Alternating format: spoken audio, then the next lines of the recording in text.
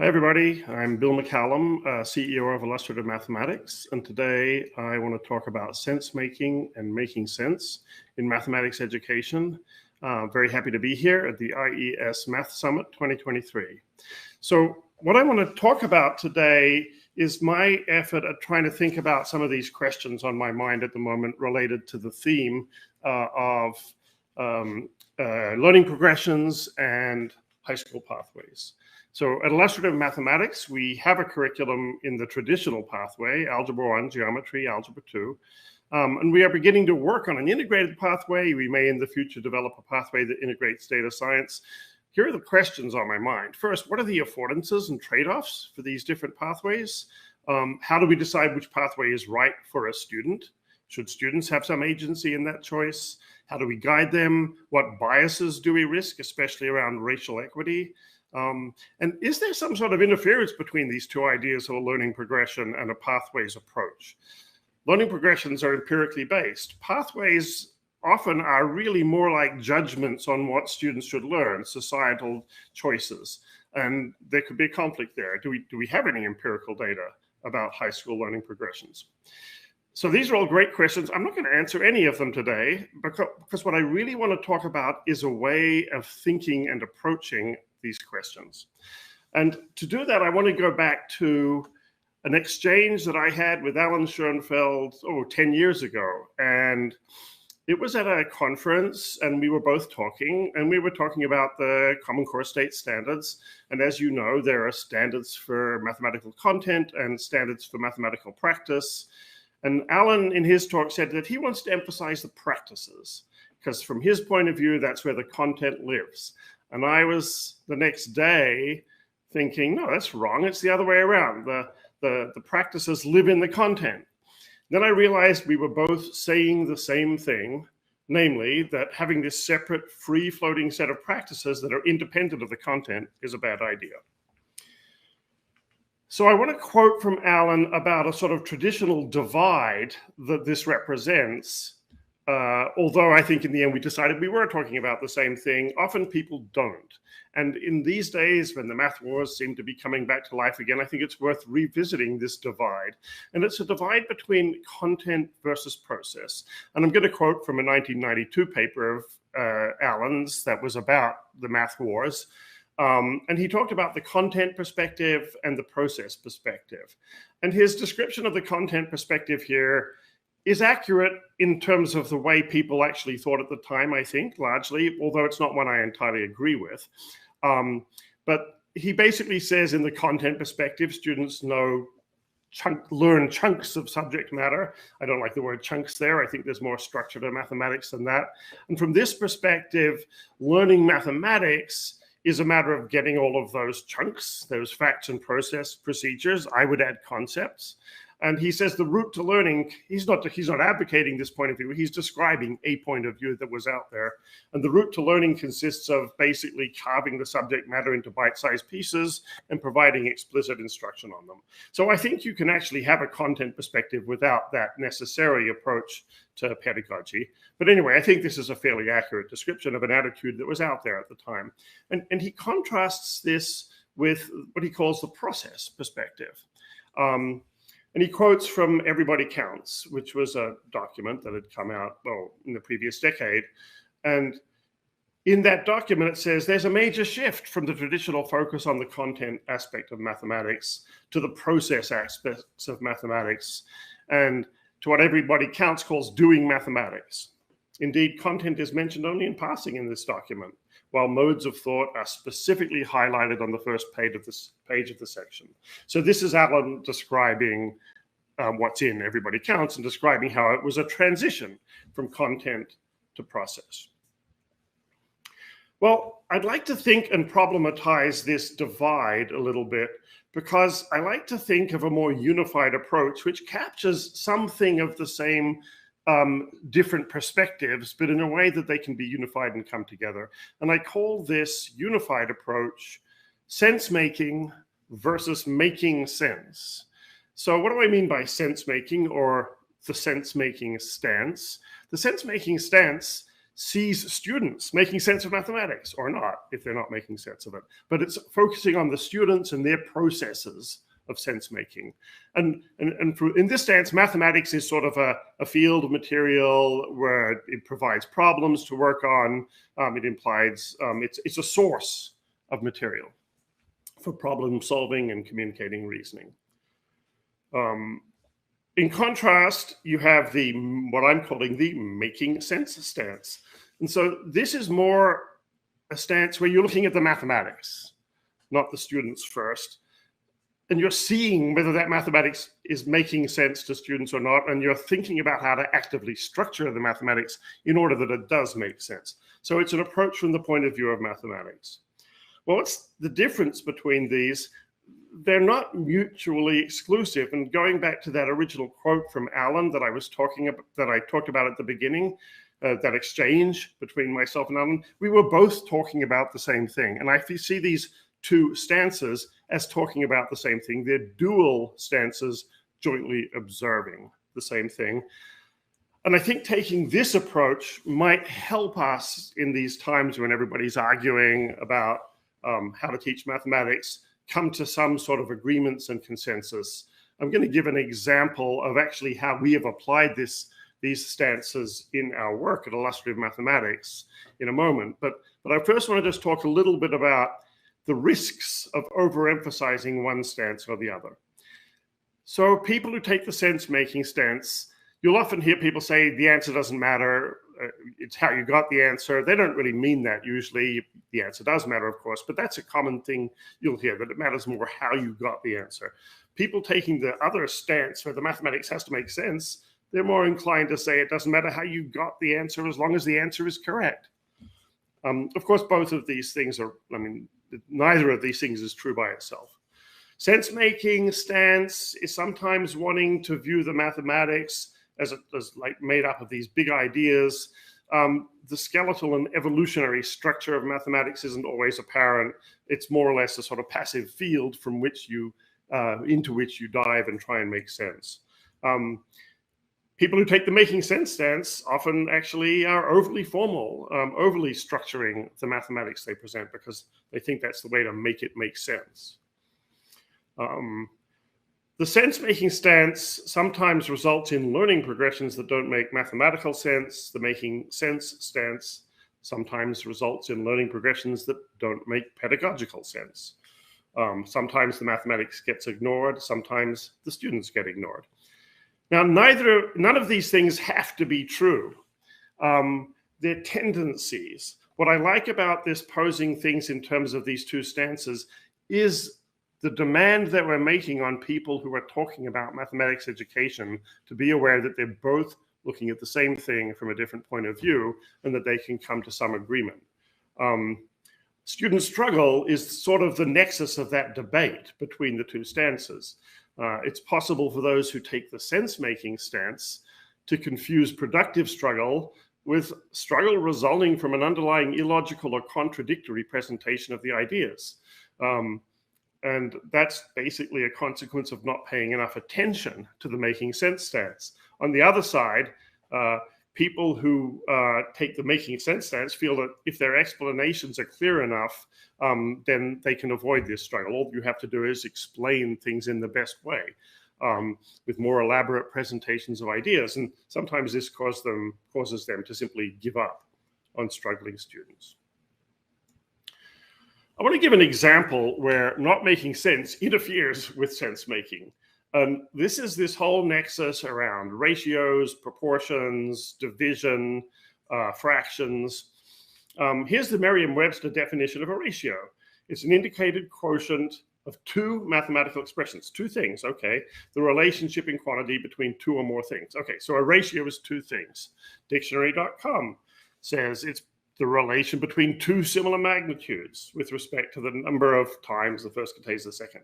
The ratio of 5 to 2, written 5:2, or 5 halves. Well, 5 halves is a fraction. It's really one thing. And then they give a definition of proportional relation, which is that a rate or is it a ratio? There are all sorts of, the concepts of ratio, rate, and fraction and proportional relationship are all mixed up in these definitions. You know, this works for adults who have a firm grasp of the underlying concepts. In fact, we do tend to conflate all of these concepts because we know what we mean when we talk about them. But I'm not sure that works for children just being introduced to this tangle of ideas. There is a way of untangling this mess. This is more or less what was set out in the Common Core State Standards. It defines a fraction as a number that you get by taking the interval from 0 to 1 and taking b equal parts of that, and then putting a of them together and again. It's a number on the number line. You can think through that definition and understand that actually this is the same thing as a divided by b, the number that gives a when you multiply it by b. That's a fraction, and that's division, and the relationship between division and fractions. A ratio is not one quantity, but a pair of quantities. Equivalent ratios are obtained by multiplying each by the same scale factor. A proportional relationship is a set of equivalent ratios. So, you know, y is proportional to x if there's a constant of proportionality such that y equals kx. So this was a proposed logically coherent progression of ideas that was set out in the standards. I do want to say it doesn't have to be this way. I know that I've talked to Zalyu Ziskin, for example. He prefers to actually take number 2 there as the definition of a fraction, and then you can still make a coherent sequence of ideas that way as well. The main point is, if you're adopting the making sense stance, you're trying to do that, to untangle the mess of concepts into a coherent progression of ideas. So I want to talk a little bit about the implications of the 2 stances for writing curriculum and the work that we've done at Illustrative Mathematics, and how they have how they affected our thinking on representations. And in the IM curriculum, we see representations not just as tools for solving problems, but also, in fact, as tools for understanding mathematical ideas. And this has 4 important implications. One is that the link between the representation and the mathematical idea should be clear. It should be clearly, there's a mathematical connection there. Another is that the progression of representations should, so that first point really is the making sense stance. From the point of view of the sense-making stance, the progression of representations should make pedagogical sense in terms of the development of ideas in the student's mind.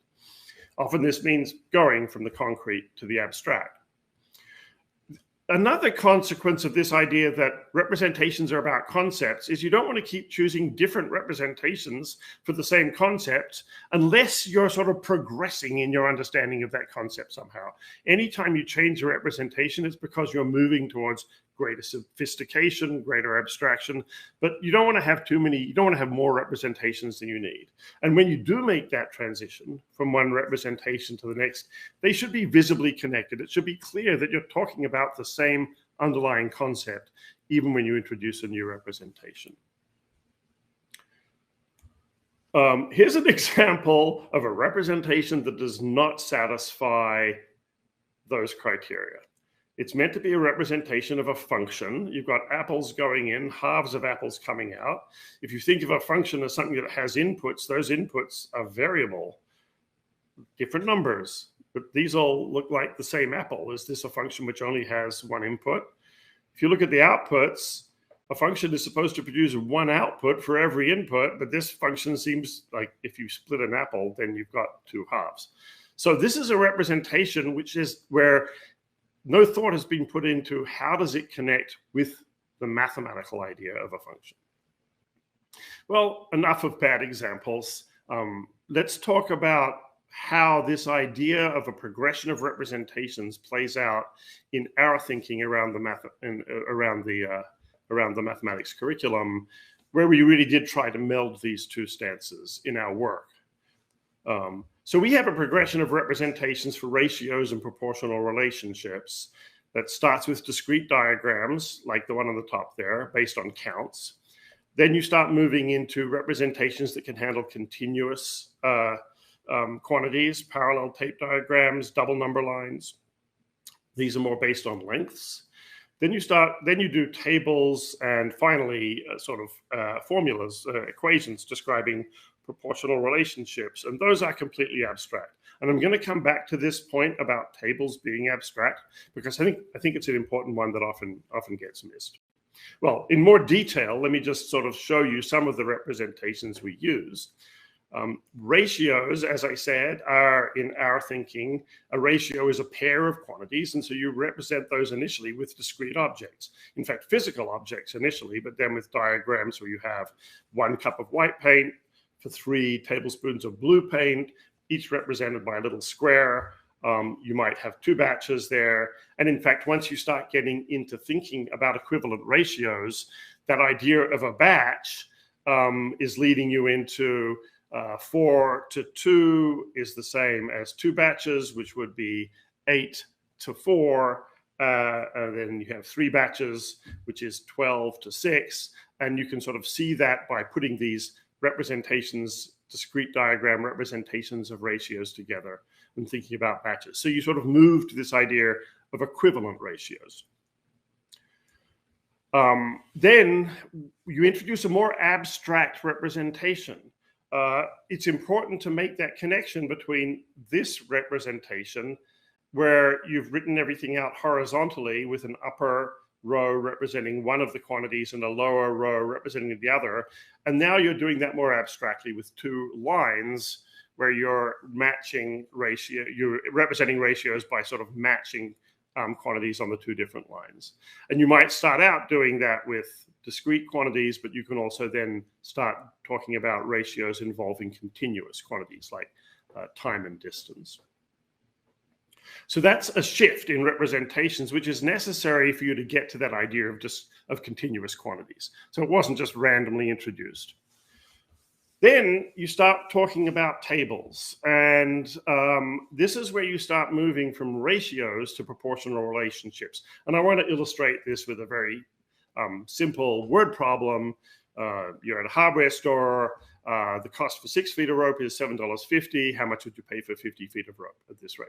Okay, so let's go through how students might solve these. And initially, students might make a ratio table, like 6 feet of rope is $7.50. Let's keep doubling that till we get to 48. Oh, we're still missing 2. Let's divide the 6 by 3 to figure out how much 2 feet of rope costs, and then let's add the 48 and the 2. And so this is a quite standard sort of scale factor ratio table approach. And I want to point out the complexity here. This is why I said that tables are an abstract concept. Tables introduced too soon can just become sort of methods that you do a bunch of multiplications without understanding what you're doing. However, this particular problem, because the complication of this method leads you to think there might be a simpler way. And this is where we're making the transition from ratio tables to proportional relationships. This is really a problem that's more efficiently solved by thinking not of the relationships between the rows, but to thinking of the relationship between the columns. That duality in a table between the rows, table of equivalent ratios, and the columns related by a proportional relationship is a huge mental shift. It needs to be done with care. It's not one you should just gloss over. And so, of course, if we just use a unit rate, instead of multiplying the rows, we just say, well, you know, there's every foot of rope costs $1.25. I can figure that out from 6 feet costing $7.50. And then I can multiply that unit rate by 50 to find the cost of 50 feet of rope. Much more efficient method, conceptually more sophisticated, one that you would move into once you start getting problems where that's an easier way to solve those problems. And then finally, you're going to start thinking of these columns as variables. And then you just have an equation describing that relationship between the price and the length. So I want to emphasize here this decision we made to introduce tables late, not early. Often people introduce tables early. There's a good reason for doing that, because you can just show kids how to solve a problem by cross-multiplying on tables.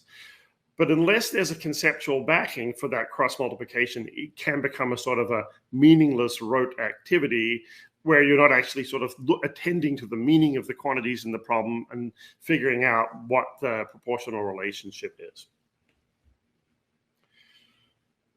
Well, once we've got proportional relationships in grades 7 and 8, we start thinking about linear functions. And again, here we have another structure in the ratio table, which is a sort of an additive structure. If you make your table go up by regular units, say in this case it goes up by 1 every time, then every time you add 1 to the, this is grape juice and peach juice. Every time you add a cup of grape juice, your recipe asks you to add 2/5 of a cup of peach juice. And so you can figure out just by this additive structure how many cups you need of peach for any number of cups of grape. And you can even write that with a formula with an X for the number of cups of grape juice. And this you can relate to a graph where every time you step across 1, if you're putting grape juice on the horizontal axis, you step up 2/5 if you're putting peach juice on the vertical axis. So again, here, what we're doing is shifting representations in a way that the old representation is visible in the new. That's principle number 4 that I mentioned earlier. You can see the way that table is related to the slope of that line, and you can connect these representations. So we're introducing a new representation, this graph. For a good reason. Graphs are going to become pretty important once we start thinking about functions more generally. But we've made that transition from proportional relationship to a linear function, all the time attending to the connection between the representations. In high school, we are going to start using equations to describe linear functions.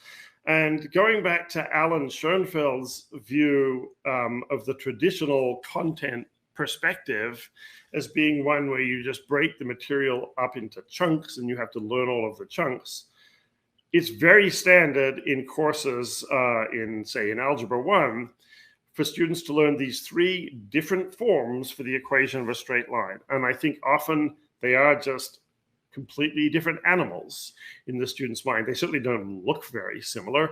And you just memorize all of these forms. Do you remember that? The slope-intercept form, point-slope form, and so on.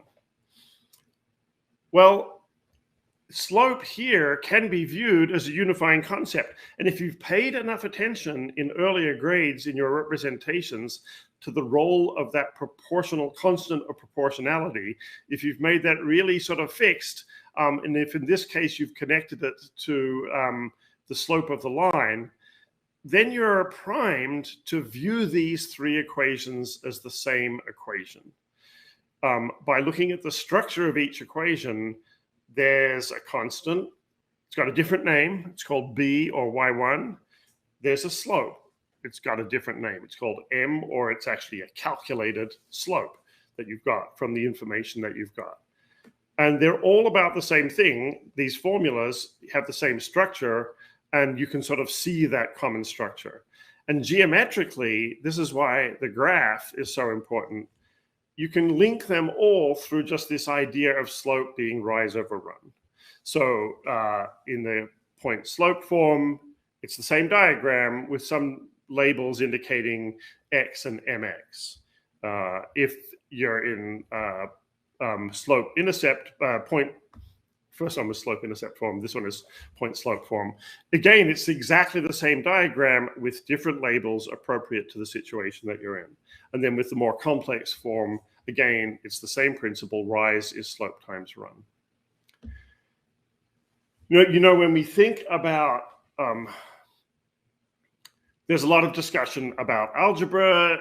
Do we have too much algebra?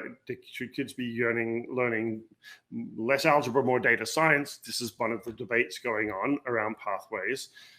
Interesting debate. As I said at the beginning, I have my own wonderings about it.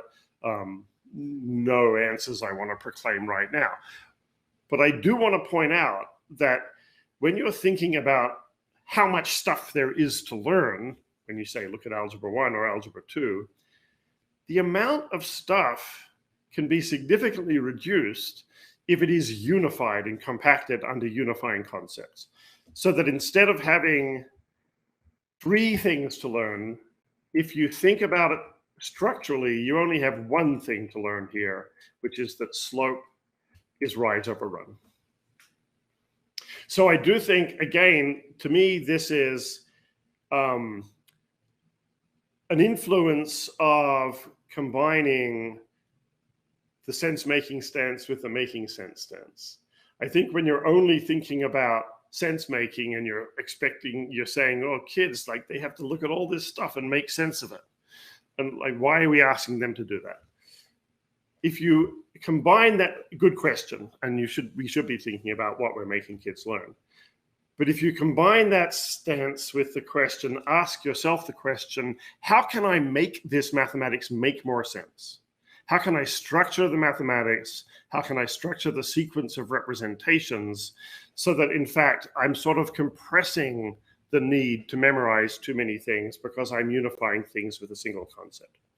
So I think that's an example of the thinking that we've done in our curriculum, trying to keep both eyes, both perspectives, both stances on the same underlying object at the same time. Anyway, I want to conclude now with a few thoughts. And the lesson of what I've been trying to say here is that you need a sort of binocular vision that sees the full dimensionality of mathematics and learning, that sees both the mathematics and the learning at the same time, that takes both stances at the same time. The reason I'm bringing this up is that I think this coordination of 2 stances does not always happen. And I think right now, we're in a phase of debate around mathematics education where people are solidifying their stances to one or the other being dominant. And if in the discussion afterwards, maybe we can discuss examples you might be able to think of where one stance or another has been become dominant. So I hope that in spelling out these 2 stances, I'll contribute to some productive dialogue in mathematics education, such as the one between myself and Alan Schoenfeld that started this talk. And I look forward to the discussion that we're going to have.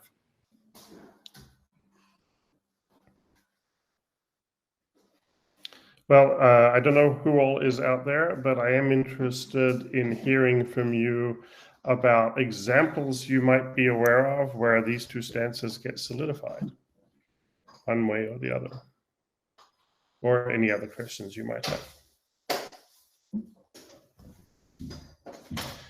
And if people are interested in learning more about the Illustrative Mathematics curriculum, you can just go to our website and it's all there. It's free, freely available. You can download lesson plans. You can see them on the web. All the materials are freely available there.